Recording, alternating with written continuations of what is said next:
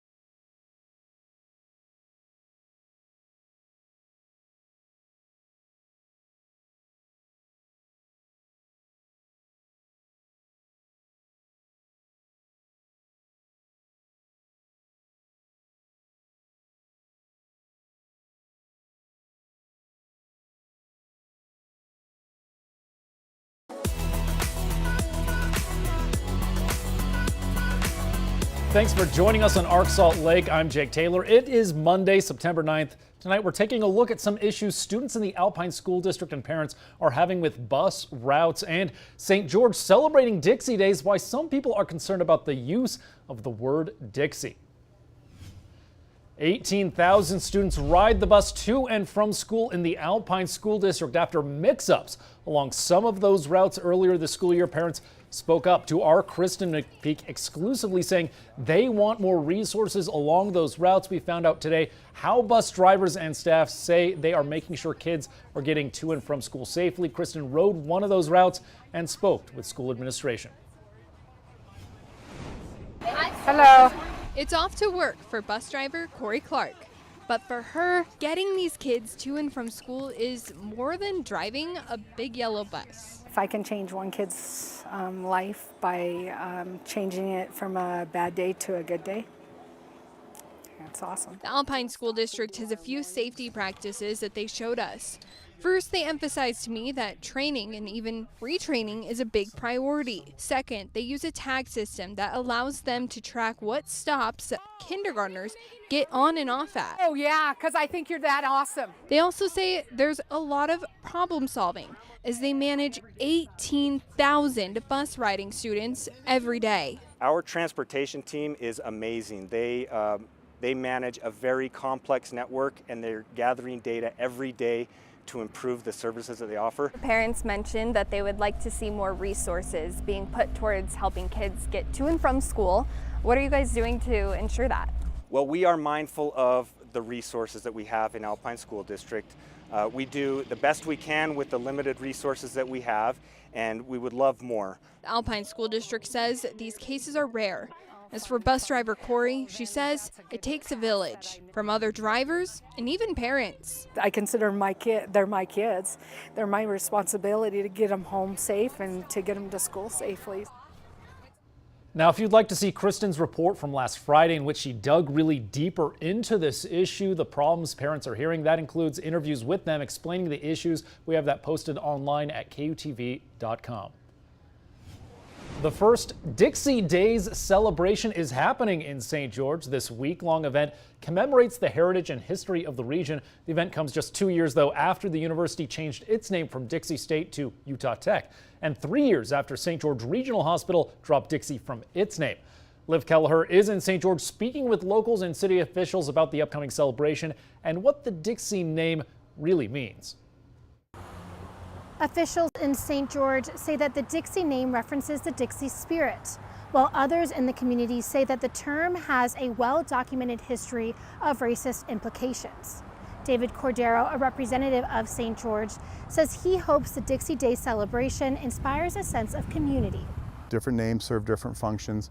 At the City of St. George, we really embrace the Dixie spirit, you know, that spirit of togetherness, of pulling together, of welcoming people. There are people who feel that the Dixie name references the Mason-Dixon line and harkens back to the antebellum South, which was the opposite of togetherness. Is the city trying to reclaim that term? Being in Utah's Dixie, you know, we were the southernmost part of the state, and that's where the early pioneer settlers came down to raise cotton, and that's kind of why we have the name. And you know, we don't want Dixie to fade into the history books because it's a positive part about where we're at. A community member who wishes to remain anonymous told me via email, "I'm not surprised the community continues to feel positive sentiment about the meaning Dixie holds for them as they are focusing on their past and their fond memories. Despite the ample documentation linking the Dixie name to overtly racist behavior in the past, especially during the civil rights movement, many do not recognize it. I know change comes slowly. I hold out hope for a time when the name Dixie in St. George is not celebrated, but atoned for with greater love and acceptance for all." Brian Armstrong, a junior at Utah Tech, wasn't yet a student when the school dropped Dixie from its name, but says he can understand why the change was positive. So I think that it definitely provided a little bit of a culture change for the university. Cordero says that despite lingering controversy around the name, he hopes the event provides something for everyone to enjoy. We hope that the content that we're providing, we hope that that appeals to a wide variety of people. The week-long celebration continues tonight with a concert in the park, followed by a drone show at 9 p.m. In St. George, Liv Kelleher, KUTV 2 News. Thank you, Liv. And we want to hear what you think about this. Scan the QR code on your screen to vote on our poll question. Should St. George change its nickname from Utah's Dixie to something else?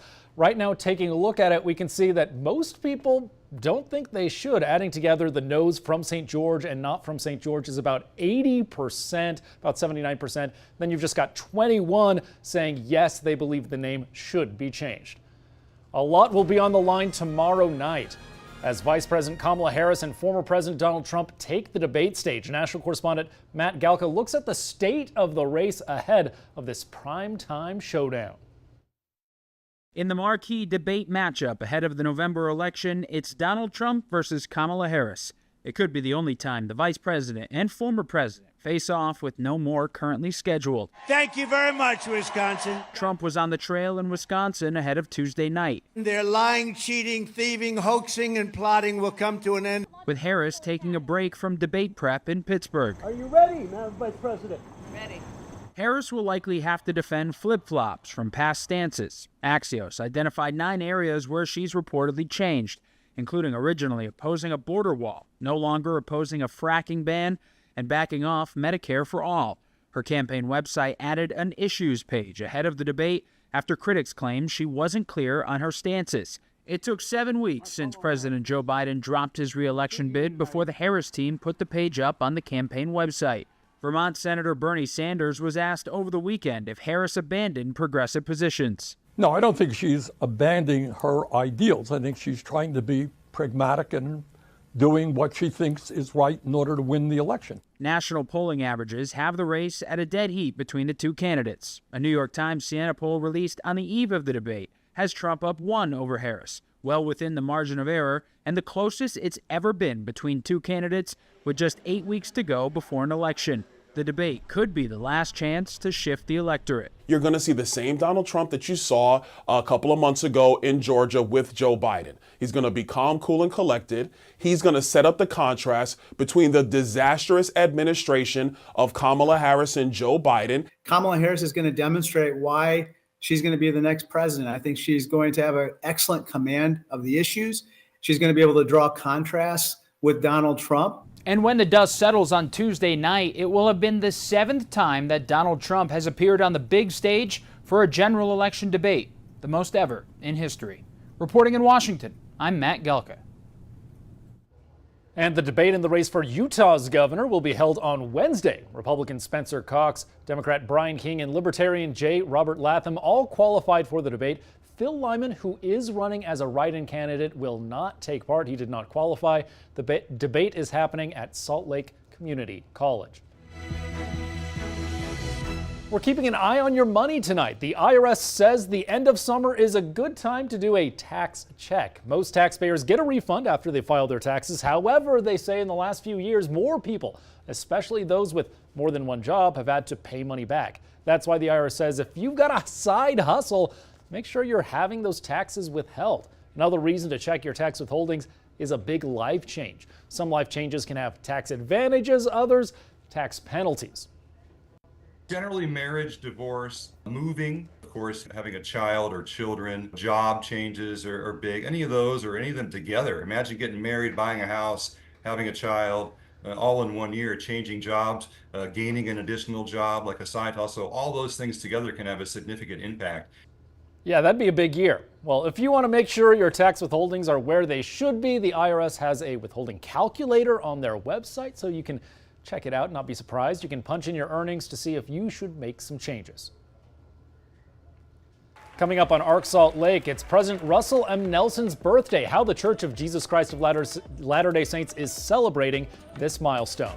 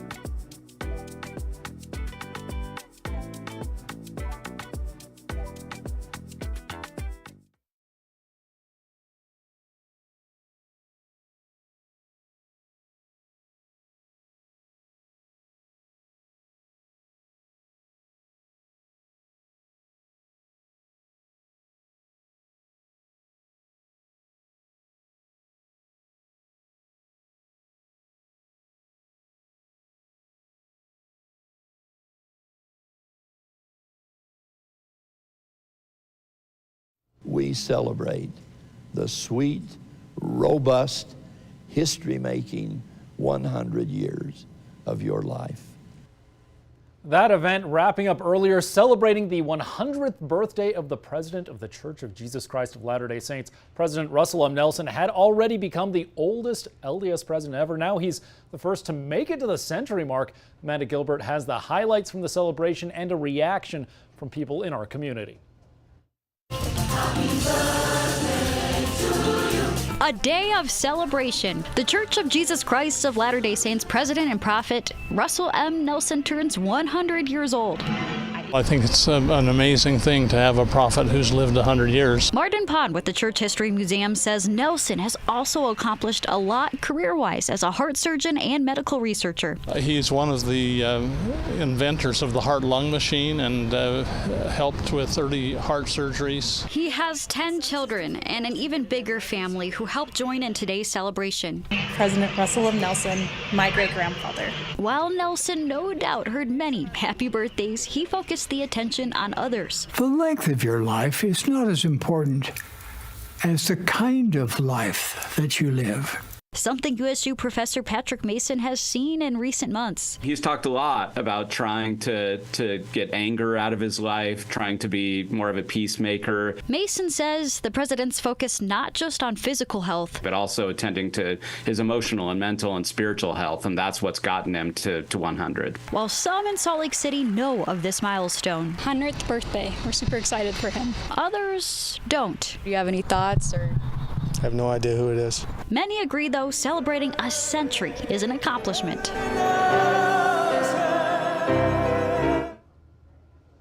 And if you'd like to learn more about the accomplishments of President Russell M. Nelson or watch today's special birthday broadcast, we have all that and more posted online at KUTV.com. Happening right now, volunteers are working to set up the Sandy Healing Field, honoring those who died during the terror attacks of September 11th, 2001. Volunteers are setting up flags in the promenade near Sandy City Hall, honoring the victims. Those volunteers include some United Airlines pilots, flight attendants, and family members who personally knew the victims in the crashes of flights 175 and 93. The Healing Field will stay up through Thursday, September 12th. And earlier today, Sandy police and firefighters placed the first set of flags there, these ones honoring the first responders who died in the attack. They also installed flags honoring the first responders who have died in the years since 2001.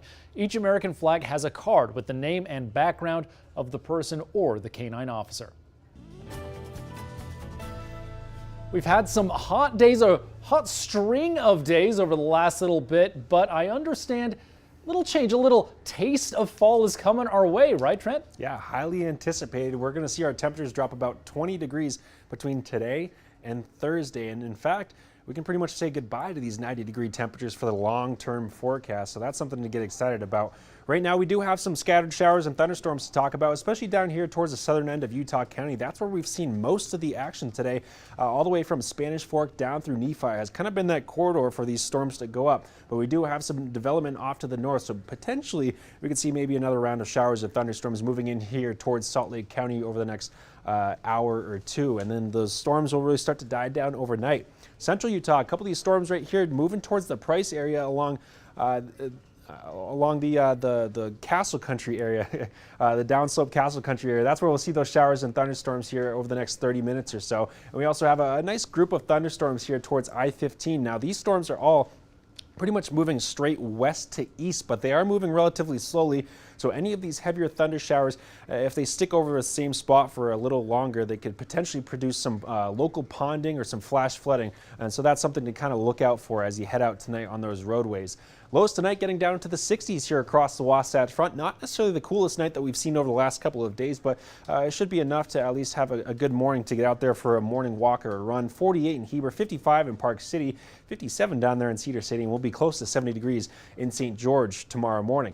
Now, tomorrow through the day, we'll get pretty hot again, especially for this time of September. 91 in Salt Lake City, 80s for Provo, Nephi, and looking for that triple-digit mark yet again down there in St. George with a good chance for some showers and thunderstorms across a good chunk of the state. So here's what the latest future track shows as far as those storms are concerned. Here's a pretty good stamp on those storms right now. Most of these storms have been south of I-80 today. We'll see some clearing skies overnight, a couple clouds tomorrow morning, and then we get another round of showers and thunderstorms, mainly east of I-15, but you can't rule out 1 or 2 showers here across the Wasatch Front as early as about 2 or 3 o'clock in the afternoon. Now overnight, they mostly die down again. We could see a couple light showers here Wednesday morning for your morning commute, but then most of the day on Wednesday will be partly cloudy, dry, out ahead of this cold front that's really going to race in here, but then as it does, it stalls on top of us. So St. George doesn't necessarily see the coldest air here on the 7-day forecast. We get a chance of some showers and thunderstorms, and yes, some high mountain snow in portions of western Wyoming and up towards central Idaho as well. I don't think we really have any good snow chances here across the state of Utah, maybe a 1/4 of an inch up there in the Cottonwood Canyons. That's pretty much what it looks like. Thursday afternoon, we start to dry out for Friday, and we get that big cool down for Thursday and Friday. So here's that area of low pressure coming in out of the Gulf of Alaska. Strong west and southwesterly winds out ahead of it. And then as it comes closer, we get that northwest wind behind it. And that's not great news because look at all this fire activity that we've got going on up to our north and west. You can see all of these fires here burning in Idaho, just an incredible fire season for them. And I don't mean it in a great way. Well, we're going to be watching that smoke potentially drifting towards our area. Like I said, once we get past Wednesday into Thursday, as that cold front races through, we get that northwest wind, which is where we're going to be tapping in that smoke, all those fires that are sourced up there in Idaho and Oregon. We could potentially be dealing with a pretty smoky back half of the weekend, especially in northern Utah. Triple-digit temperatures for St. George, a little bit cooler for Wednesday, but the real cool down comes for Thursday and Friday as those low 90s appear. Overnight lows actually get very comfortable down there and partly cloudy skies to round out the weekend. It should be a really perfect weekend with seasonable temperatures all across the state.